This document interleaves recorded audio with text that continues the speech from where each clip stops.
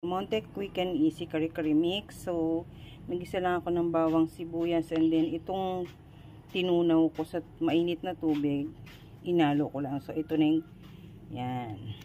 So, for added flavor, baka gusto nyo lang dagdagan ng peanut butter, pero kung hindi, okay din naman siya. And now, pinapakuluan ko lang yung mga gulay na ilalagay ko. So, pati yung sitaw, pinakuluan ko na ng konti. At dahil tapos na tayo sa gulay, eto naman ngayon, magpiprito tayo ng chicken. Kasi ayaw namin ng, well, hindi type ng anak ko ng karne. So, chicken ang lalagay natin. So, nilagyan kaya ko lang yan ng asin at paminta.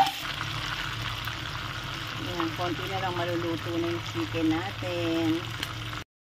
Fried na natin ang ating chicken. Tapos nilagay ko na yung mga nilaga kong gulay on top.